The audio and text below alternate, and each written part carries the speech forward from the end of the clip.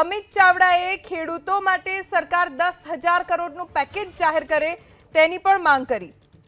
ગેડ પંથકમાં પાણીના નિકાલ માટે સ્પેશિયલ પ્રોજેક્ટ શરૂ કરાય તેવી પણ અમિત ચાવડાએ વાત કરી।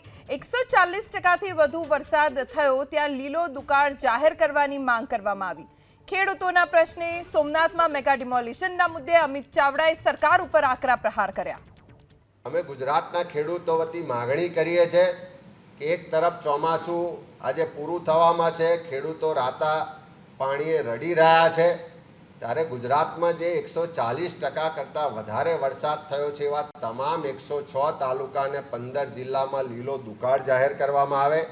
આ તમામ જિલ્લાઓ અને વિસ્તારોમાં પાક સંપૂર્ણપણે નાશ થયો છે, ત્યારે ચારે તરફ ખૂબ મોટું નુકસાન થયું છે। ખેડૂતોએ જે બેંકોમાંથી ધિરાણ લીધું છે એ ધિરાણ હવે પાછું ભરી શકાય એવી પરિસ્થિતિ નથી રહી, તો ચાલુ વર્ષનું તમામ ખેડૂતોનું બેંકોનું ધિરાણ માફ કરવામાં આવે એવી પણ માગણી કરીએ છીએ।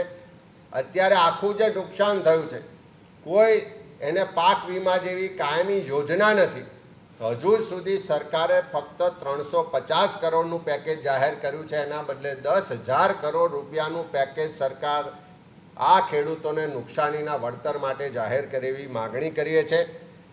સૌરાષ્ટ્રમાં ગેડ વિસ્તાર એવો છે કે રકાબી જેવું એની ભૌગોલિક પરિસ્થિતિ છે, દર વર્ષે થોડો વરસાદ થાય તો પણ એ વિસ્તારમાં પાણી ભરાઈ જાય, ખેતી નાશ પામે છે, જમીનોને નુકસાન થાય છે અને લાંબા સમય સુધી પાણી ભરાઈ રહે છે, એટલે બીજી સિઝન પણ ના લઈ શકાય એવું છે।